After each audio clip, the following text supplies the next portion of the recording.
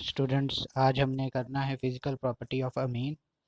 तो अमाइंस की हम फिज़िकल प्रॉपर्टीज़ कर रहे हैं। तो सबसे पहले हम देख लेते हैं बॉइलिंग पॉइंट इसका। अब बॉइलिंग पॉइंट में देख सकते हो कि आप ये हाइड्रोजन बॉन्डिंग बनी हुई है, ठीक है। नाइट्रोजन ने हाइड्रोजन के साथ बॉन्ड बनाया हुआ है, जो साथ वाली नाइट्रोजन नाइट्रोजन कंपाउंड है साथ वाला, और उसके साथ ये हाइड्रोजन बॉन्डिंग दिखाए हुए हैं, दो हाइड्रोजन बॉन्ड। तो इस तरीके के बॉन्ड सारे के सारे कंपाउंड में प्रेजेंट है।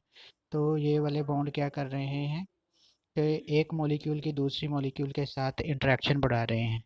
तो हाइड्रोजन बॉन्डिंग जितनी ज़्यादा होगी जिस कंपाउंड में, उतना ही ज़्यादा उसका बॉइलिंग पॉइंट होगा। तो आप देख सकते हो कि इंक्रीज होता है boiling point with increase of molecular mass भी, ठीक है।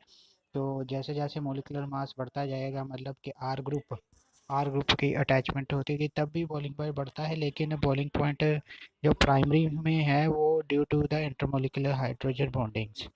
तो जो लोअर एलिपैथिक होते हैं, लोअर मतलब कि जिसमें कार्बन नंबर कम है, तो वो गैसियस होते हैं, ठीक है। उनका बॉइलिंग पॉइंट लो होता है। और अमीन्स पोलर नेचर के भी कंपाउंड हैं, क्योंकि उनमें नाइट्रोजन प्रेजेंट है। नाइट्रोजन की इलेक्ट्रोनेगेटिविटी होती है, इसलिए उसका टेंडेंसी है कि इलेक्ट्रॉन को अपनी तरफ खींचे और बॉन्ड को पोलर बना दे। सो इसमें इंटरमोलिकुलर हाइड्रोजन बॉन्डिंग एग्जिस्ट होने के कारण ही इसका कुछ बॉइलिंग पॉइंट जो है बाकी के हाइड्रोकार्बन से बेटर होता है, ठीक है। सो नेक्स्ट स्टूडेंट्स देखो, कंपैरिजन हम कर लेते हैं प्राइमरी, सेकेंडरी और टर्शरी अमीन्स का। तो सबसे पहले अगर प्राइमरी अमीन की बात करें, तो प्राइमरी अमीन में सबसे ज़्यादा जो बॉइलिंग पॉइंट है वो प्राइमरी में, सेकेंडरी में उससे कम, और टर्शरी में उससे कम। तो बॉइलिंग पॉइंट का आप देख सकते हो, अगर बॉइलिंग पॉइंट की बात की जाए तो बॉइलिंग पॉइंट 48 समथिंग, यहाँ 37 और 3.5 है। तो ये बॉइलिंग पॉइंट क्या हो रहा है, जैसे जैसे कि ग्रुप अटैचमेंट होती जा रही है, जहाँ देखो ये प्राइमरी है, ये सेकेंडरी है और ये टर्शरी है। प्राइमरी, सेकेंडरी और टर्शरी, तो इनका बॉइलिंग पॉइंट क्या हो रहा है, डिक्रीज़ हो रहा है। तो सबसे ज़्यादा बॉइलिंग पॉइंट इसका है, दूसरे नंबर पे सेंटर वाले का, ये तीसरे का एन एन डाईमिथाइल का जो सबसे कम है, क्योंकि उसमें सबसे कम हाइड्रोजन बॉन्डिंग है। तो जिसमें सबसे ज़्यादा हाइड्रोजन बॉन्डिंग होगी वो उतना ही ज़्यादा स्ट्रॉन्ग उसमें बॉइलिंग पॉइंट उसका ज़्यादा होगा। ओके स्टूडेंट्स, सो नेक्स्ट देखो आप, comparison of boiling point of amines with other organic compounds. वो दूसरे जो ऑर्गेनिक कंपाउंड है उनके साथ इनका कंपैरिजन करके देख लें।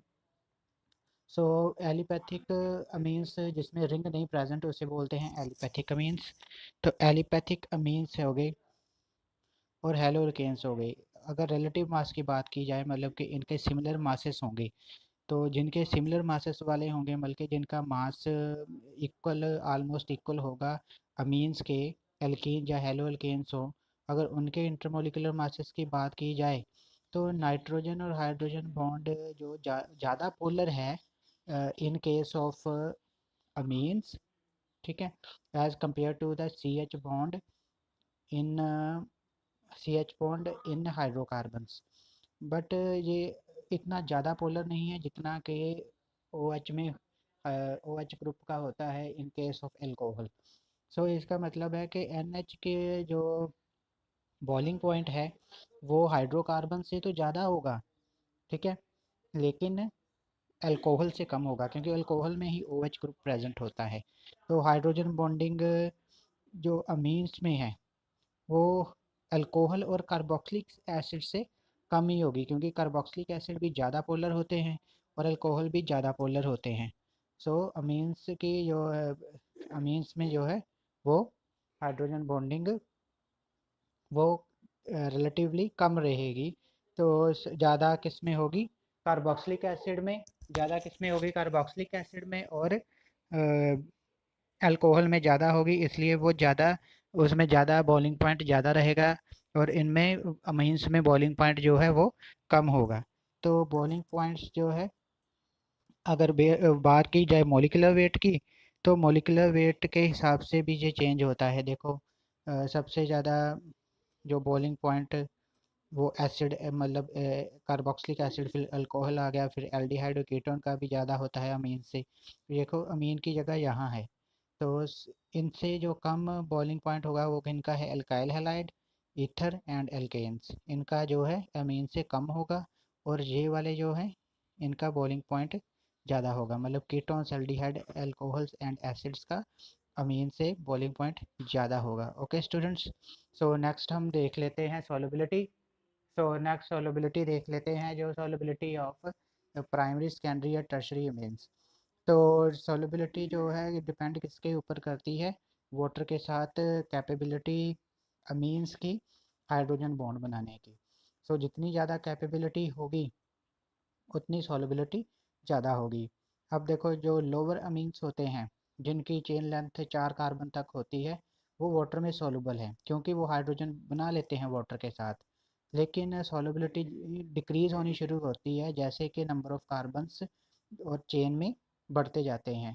तो वो ज़्यादा किस में सॉल्युबल होंगे, ऑर्गेनिक सॉल्वेंट बल्कि बेंजीन वगैरह कार्बन टेट्राक्लोराइड में सॉल्युबल हो जाएंगे, क्योंकि उनकी नॉन पोलैरिटी जो बढ़ती जाती है, जैसे जैसे नंबर ऑफ कार्बन्स जो है अमीन्स में बढ़ते जाएंगे तो उनकी नॉन पोलैरिटी भी बढ़ती जाएगी। तो पोलैरिटी बस 3 या 4 कार्बन वाले तक अमीन तक ही रहती है। Okay students, so basic character की आगे बात कर लेते हैं कि वाई अमीन्स आर बेसिक। तो इनका बेसिक होने का नेचर क्या है, presence of the lone pair of electron on the nitrogen. ये नाइट्रोजन के ऊपर लोन पेयर ऑफ इलेक्ट्रॉन है, ज़्यादा बेसिक है। ये अटैक करता है कोई जिसके साथ रिएक्ट करेगा कार्बन के साथ, तो ये आयोडीन जो है वो बाहर निकल जाएगा।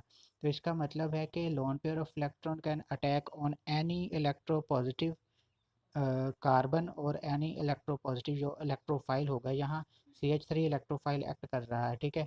तो ये एज ए एक्ट करेगा न्यूक्लियोफाइल। न्यूक्लियोफाइल वो स्पीसीज होती है जिनके ऊपर lone pair of electron present होता है, ठीक है। तो इसलिए इसकी बेसिक करेक्टर है, basic character availability of lone pair, मतलब ल्यूइस बेस की तरह एक्ट करेगा availability of loan pair of electron, ठीक है। तो लोन पेयर ऑफ इलेक्ट्रॉन की अवेलेबिलिटी के कारण ये ही अटैक हाइड्रोजन के ऊपर करता है, जिनके पास प्रोटॉन होता है उनसे प्रोटॉन ले लेता है। सो ये है एक कंसेप्ट है जो कि आपने +1 में भी पढ़ा होगा कि why ammonia is basic in nature because it accept the lone pair of electron. ये है ये प्रोटॉन एक्सेप्टर है। तो प्रोटॉन एक्सेप्टर जो है वो क्या होते हैं, हमारे पास बेसिस होते हैं। सो ये बेस लेकर खुद क्या हो जाता है, ये प्रोटोनेट हो जाता है। सो प्रोटोनेट का मतलब क्या है कि इसके ऊपर पॉजिटिव चार्ज आ जाता है, प्रोटोनेशन हो जाती है इसकी, क्योंकि 3 तो हाइड्रोजन एक आर था इसके पास ऑलरेडी, एक 2 H थे ऑलरेडी, और एक और हाइड्रोजन जो कि इसने रिसीव किया ये वाला, तो ये यहाँ आके लग गया, ठीक है। तो नाइट्रोजन है जो वो खुद पॉजिटिव चार्ज हो गई, तो this is a protonated ammonia. तो इस तरीके से ये अपने बेसिक नेचर को शो करता है। तो नेक्स्ट स्लाइड में हम देखते हैं कि how it act as basic. So ये स्ट्रॉन्ग बेस हैं, फेयरली स्ट्रॉन्ग बेस हैं, नो डाउट, क्योंकि लोन पेयर ऑफ इलेक्ट्रॉन जो इनके ऊपर प्रेजेंट है। तो वाटर के साथ ये क्या करता है, वाटर से यहाँ से H हाइड्रोजन ले लेगा, और हाइड्रोजन जब ले लेगा तो ये प्रोटोनेटेड हो जाएगा, इसके साथ हाइड्रोजन एक लग जाएगा, ठीक है। तो उस समय जो कांस्टेंट होगा तो हम उसे बोलेंगे KB। इसका KB क्या होगा, तो KB निकालने के लिए, मतलब कि इसका कांस्टेंट निकालने के लिए क्या करना पड़ेगा, जो प्रोडक्ट है डिवाइडेड बाय रिएक्टेंट, दीज दोनों प्रोडक्ट की कंसंट्रेशन, ये दोनों के दोनों ये प्रोडक्ट हैं, ठीक है। तो ये हमने ऊपर लिख लिया, concentration of product 1 concentration of product 2 divided by concentration of reactant, ये हमारा रिएक्टेंट है, तो रिएक्टेंट की divided by concentration of reactant give you the value of KB। सो जितनी ज़्यादा KB की वैल्यू जितनी ज़्यादा होगी उतना स्ट्रॉन्ग एसिड, उतना स्ट्रॉन्ग बेस होगा हमारे पास, मतलब कि KB की वैल्यू के डायरेक्टली प्रोपोर्शनल होता है इसकी बेसिक करेक्टर, ठीक है। बेसिक करेक्टर इज KB के क्या होता है, डायरेक्टली प्रोपोर्शनल।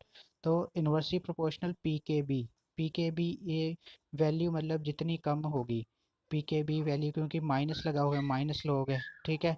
तो ये PKB की वैल्यू जितनी कम होगी उतना स्ट्रॉन्ग हमारे पास बेस होगा। ओके स्टूडेंट्स, सो ये बेसिक करेक्टर हमने बताया आपको, ये कैसे ये बेसिक है, ठीक है, how it is act as a base in the water.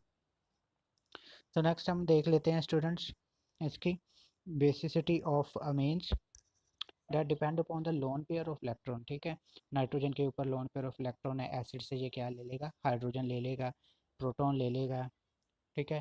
तो जहाँ फिर एक्ट एज अ बेस और एज अ न्यूक्लियोफाइल भी एक्ट कर सकता है।